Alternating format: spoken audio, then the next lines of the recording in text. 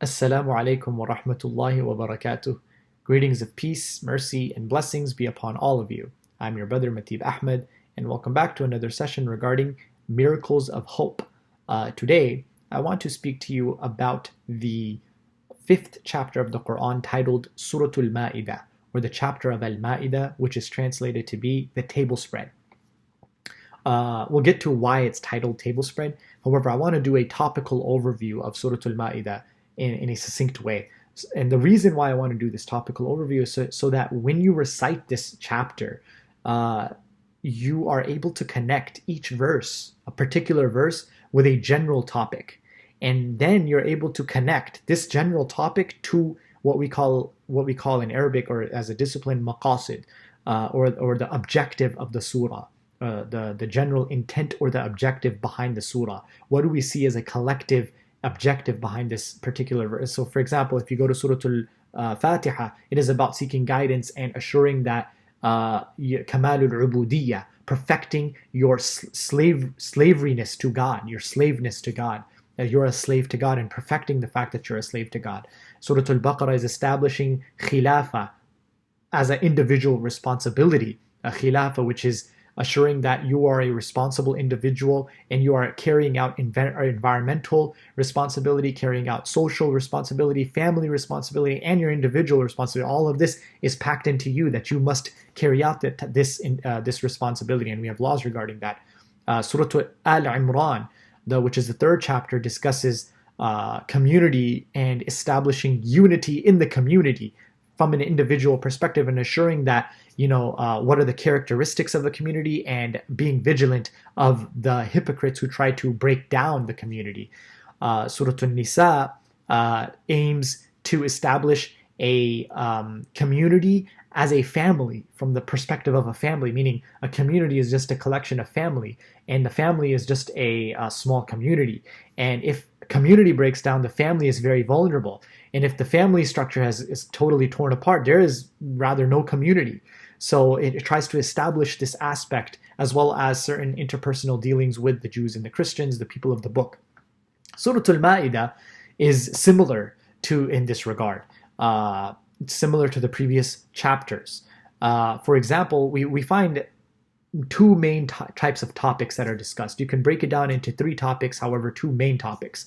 The first topic is individual law, individual legislation. For example, we find laws regarding what you're allowed to eat. We find laws regarding how to perform the pilgrimage, and laws regarding whom you're allowed to marry. This is probably a third aspect, because marriage and family law is there. However, this also goes within the first law, because God simply mentions it as direct. And then the second or another aspect of it is wills and bequests, how to fulfill them, especially when somebody has passed away as they are traveling. And these are interesting verses towards the end of the surah, towards the end of the chapter. You have laws regarding spiritual or ritual purification, how to ritually purify yourself before you engage in devotional worship to God, devotional prayer, what we call the salah, the second pillar of Islam. So there's laws regarding this. This is one type of law. The second type of law is societal, political, and state or judiciary law. You have laws regarding, for example, thief, laws regarding tyranny or terrorism, or causing corruption on the land. This is called al-bigha, and there's very strict laws regarding this. You have laws regarding judging by God's law, and assuring that God's law is being upheld. You have laws that identify the state and how it deals with other people. Other people who, for example, they make fun of the religion. So what is the identity with that? So these are specific laws, meaning you're not allowed to take friends that make fun of your religion, that make fun of the law of Islam, that make fun of the adhan.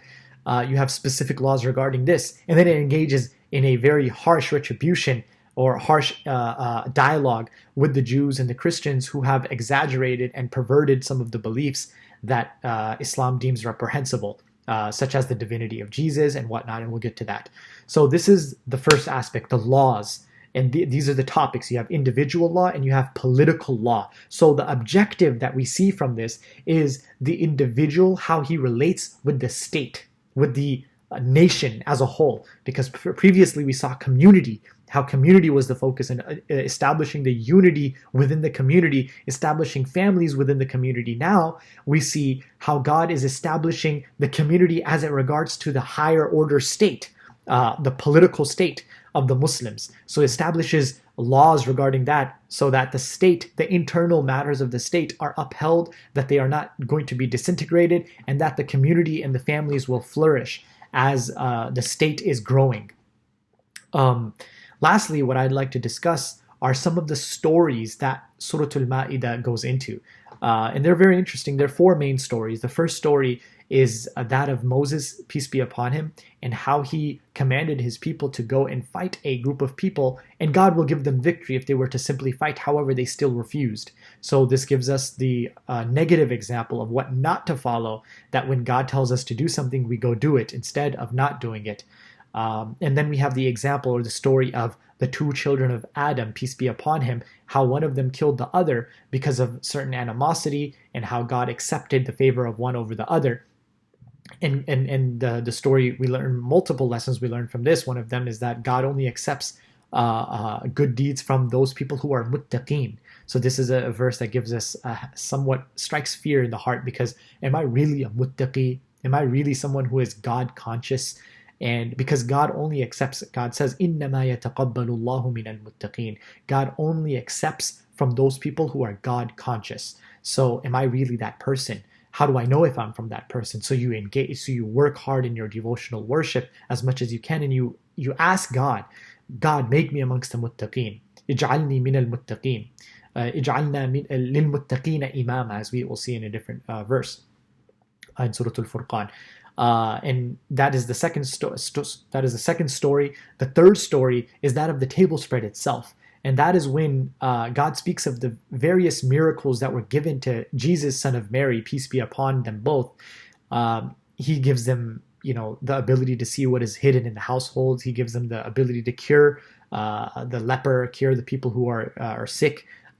He gives life to the dead by the will of God. He gives life to clay, a bird fashioned out of clay.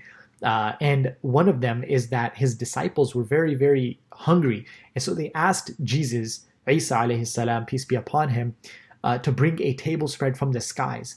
And he calls upon God, and God gives it to them. And this is a miracle, as well as something that was satisfying for them when they were in desperate need. So this shows you a very rich miracle that was performed by Jesus, and that the status of Jesus is that he performs miracles because he's a prophet, not because he is somewhat of divine. And he is calling upon God to bring down these miracles. And this is a story that is known amongst the Christians. So it's establishing a dialogue with them and on a factual basis from God's omniscient point of view. The last story, and this story, inshallah, we'll get into in our next session. I'll just quickly summarize it. It is a dialogue between God himself with Jesus on the Day of Judgment. So this story is yet to happen. It will happen on the Day of Judgment. God asks of Jesus, son of Mary, peace be upon him, and her both, did you ever ask people to worship you or your mother alongside me, alongside God? And Jesus, son of Mary, peace be upon him, his response is very interesting. It is worthy of a separate session in of itself.